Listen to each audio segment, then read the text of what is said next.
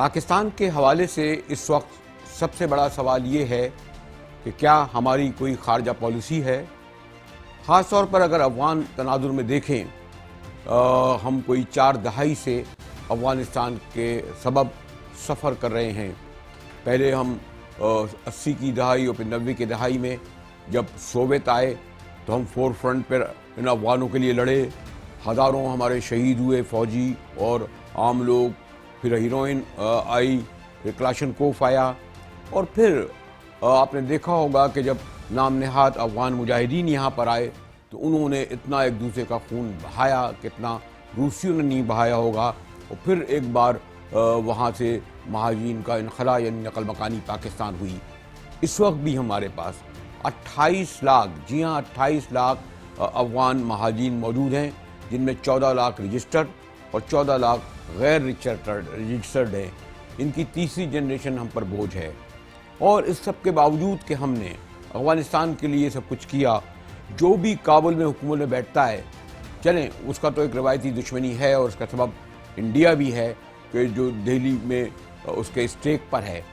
سوال یہ ہے کہ ہم نے پہلے نام نہاد افغان مجاہدین کو اور پھر ان طالبان کو جو پناہ دی، اور پھر ایک یہ تاثر کہ جناب پاکستانی طالبان الگ ہیں، پنجابی طالبان الگ ہیں، افغانی طالبان الگ ہیں، گڈ طالبان، بیڈ طالبان۔ اگر آپ یہ دیکھیں کہ ان تمام کے رشتے نہ صرف آپس میں جڑے ہوئے تھے بلکہ یہ القاعدہ کی نگرانی میں یہ طالبان سرگرم تھے۔ تو یہ جو طالبان، افغانی طالبان، پنجابی طالبان، پاکستانی طالبان، عام طور پر دیکھیں تو انہوں نے القاعدہ کی نگرانی میں آنے کے بعد، خاص طور پر اسامہ بن لادن کے آنے کے بعد، سب سے زیادہ نشانہ پاکستان کو پہنچایا۔ بتائیے انہوں نے چین کا کیا بگاڑا، بتائیے انہوں نے ایران کے ساتھ کیا کیا، اور ہاں امریکن کے ساتھ کیا کیا۔ امریکن تو سمجھتے ہیں اس وار میں وہ جو نکلے ہیں، ان کے ویتنام وار میں 80,000 امریکی فوجی مارے گئے تھے، کوریا وار میں 45,000 امریکی مارے گئے تھے۔ اس وار میں پوری جو انہوں نے 20 سال کی، صرف غالباً 3 سے 3,500 جو امریکی فوجی ہلاک ہوئے، یہ کوئی بہت اتنی بڑی وار کے لیے زیادہ نہیں ہوتے۔ ہمارے پر $1.6 ٹریلین ہمارا خرچ ہوا، یعنی پاکستان کی اکانومی کا، اور میں نے جیسا کہا 66,000 شہری مارے گئے، 7,000 ہمارے فوجی جوان مارے گئے۔ اور آج صورتحال یہ ہے کہ کابل میں بیٹھے ہوئے غنی حکومت بھی ہم سے ناراض ہے۔ اور یہ دیکھیے ذرا، یہ ہمارے جو نام نہاد طالبان، پاکستانی طالبان، TTP جنہیں ہم نے پالا، انہوں نے CNN کو انٹرویو دیتے ہوئے کس طرح حضرت رسائی کی پاکستان پر، اور یہ کہا کہ ہماری جنگ ان سے جاری ہے۔ The Afghan Taliban victory is the victory of entire Muslim people. Our relations are based on brotherhood, sympathy and Islamic principles. Our fight is only in Pakistan, and we are at war with the Pakistani security forces. We are firmly hoping to take control of the Pakistani tribal border regions and make them independent. According to the teaching of Islam, victory of one Muslim is necessarily helpful for another Muslim. But how the victory of Afghan Taliban will prove helpful for the Pakistani Taliban? Time will tell.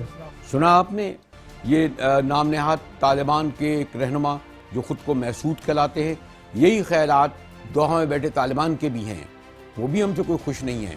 یہی طالبان یہی خیالات افغان کے یا پنجابی طالبان کے یا ان کے لشکر کے یا ان کے سپاہ کے، اس پر ہم سوال پوچھنے کا حق رکھتے ہیں اپنے فورن منسٹر سے، اپنی گورنمنٹ سے۔ آپ کا کیا رد عمل ہے، آپ کیا رویہ ہے؟